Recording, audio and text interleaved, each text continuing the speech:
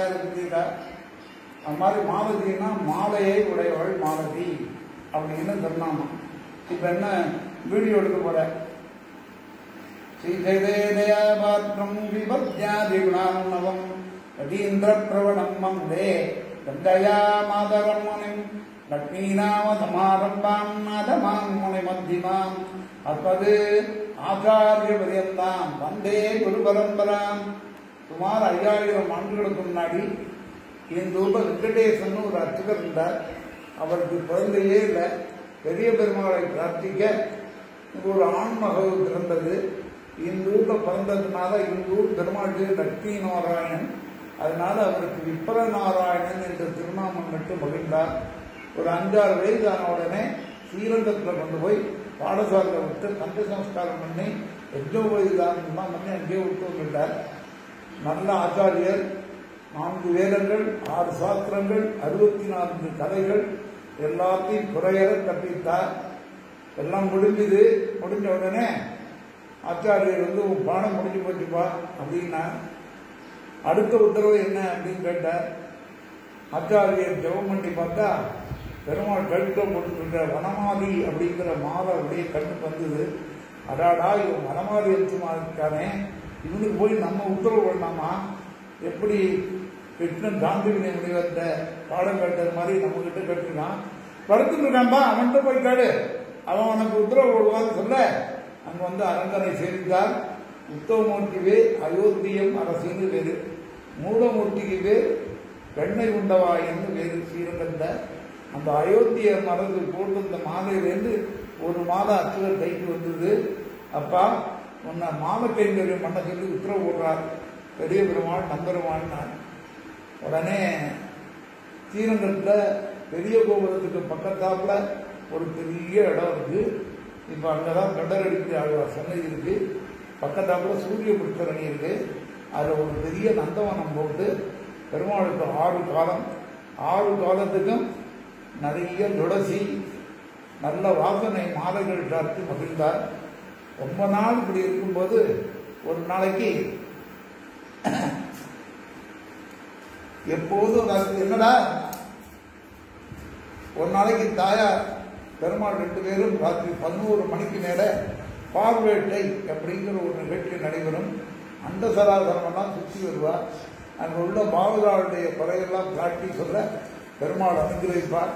பெருமாள் சொல்ல தாயார் அனுகிரகிப்பார். ரொம்ப நாளாக இவர் திருமண தாரணம் வேண்டி இந்த பொண்ணு வேணுக்காது, வேண்டியவருக்கு கொடுக்க மாட்டேங்கிற அப்படின்னு கேட்டா, உடனே தாயார் சொன்னா, போன தினத்தில் 11 வயசுல கல்யாணம், 16 வயசுல ஆட்டு கொண்டுட்டா, உன் தாலியை நீயே சொல்லிட்டு வந்துட்டா, அதனால இந்த ஜென்மத்தில் அந்த தாலியினுடைய மகாத்மியம் அவர்களுக்கு தெரிஞ்ச உடனே கொடுப்போம் அப்படின்னு சொன்னான். பெருமாள் தாயார் கேட்கிறா, ரொம்ப நாளா மாலை கட்டி போட்டுருந்தாயும், நீங்களும் புரிஞ்சு மாலை வாங்கிக்கிறேன், நானும் வாங்கிக்கிறேன், அவனுக்கு ஏதாவது அனுகிரகம் பண்ணக்கூடாதான்னா, அவன் உலக அறிவே இல்லாமல் இருக்கிறான். ஆண் யார் பெண் யார் என்று கூட நடந்த தெரியாத இருக்கான். அவனுக்கு இந்த உலக அறிவை பூட்டி தடுத்து ஆட்கொள்வோம் என்று சொல்ல, அதே சமயம் உறையூரை தலைநகரமாக கொண்டு புரோத்துக சோழன் என்ற மன்னன் ஆண்டு வந்தான். அவனுடைய அவைக்களத்திலே ஸ்ரீதேவி தேவதேவி என்று 2 பேர் ஆடல் அழகிகள் தேவதாசிகள் தங்களுடைய மணி வேண்டாம் சுகுந்து மணி வேண்டாம் ஆடல் அழகிகள் தேவதாசிகள் தங்களுடைய ஆடல் திறமையினாலே அரசனை மகிழ்வித்து யானை சேனை பல்லக்கு பருவிட்டங்கள் ஏகப்பட்ட பொன்னும் மணியும் எடுத்துட்டு அவளுக்கு பக்கத்தாப்புல உள்ள உத்தமர் கோயில் ஊர், ஸ்ரீரங்கம் வழியாக தான் குறையூர்லேருந்து உத்தமர் கோயிலுக்கு போனோம். இந்த நந்தவனம் இருக்கிற இடத்துல பல்லாக்க நிறுத்தி நாங்கள்லாம் கொஞ்சம் தாகதாண்டி பண்ணிட்டு வரோம்னு பல்லாக்கு இருக்கிறவளாரும் போயிட்டா. இவள் உள்ள போய் பார்த்தா வண்ண மலர்கள் வாசனை, ஒரே மயிர்களும் குயில்களும் பாவிகள், அதில் பாத்துகள்லாம் விளையாடிட்டு இருந்தது. அன்னப்பட்டிகள்லாம் பார்த்தா ரம்மியமாக இருந்தது. அப்படி நந்தவனத்தை சுற்றி வந்தால் அங்கே ஒரு சின்ன ஆசிரமம். அதில் இந்த விப்ர நாராயணன் என்ன பண்ணார், ரங்கம் ரங்கம் ரங்கம் ரங்கம் ரங்கம் ரங்கம் ஸ்ரீரங்கம் ரங்கம் ரங்கம் ரங்கம் ரங்கம் ரங்கம் ரங்கம் ஸ்ரீரங்கம் அப்படின்னு பூ தொடுத்துட்டு இருந்தார்.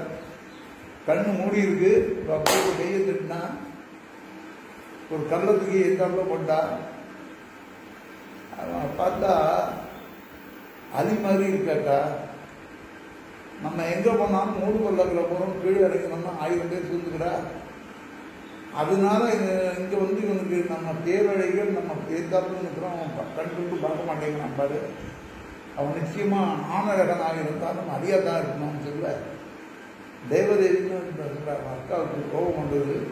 முதுகுல ஒன்று வச்சா அவர் வெங்க தாரணை வச்சார். அதனால அவர் அவ்வளவு சூக்கனையும் இது பண்ண முடியாது அப்படின்னு சொல்லி முதுகுல ஒன்று வச்சா. ஏக்கா அம்மதன்னா உனக்கு இத்தனை கோபம் வருது, நீ என்ன உன்னை காதலிக்கிறியான்னா இதுவரை இல்லை. இப்ப நீ என் மனதில் ஒரு சலனத்தை ஏற்படுத்தி விட்டால் இனிமே வந்தா நான் விபன்னாராயணோட வீட்டுக்கு வருவேன், இல்லைன்னா அகண்ட காவிரியில் போய் ஞானத்தியாகம் பண்ணிப்பேன் சொல்லிட்டா. ஓராண்டு காலம் அவன் செய்து அவருக்கு சிசுகழியெல்லாம் செஞ்சார். அவர் கண்டுக்கவே இல்லை. அப்பெல்லாம் ஸ்ரீரங்கத்தில் உண்டை கட்டி தான் சம்பளம்.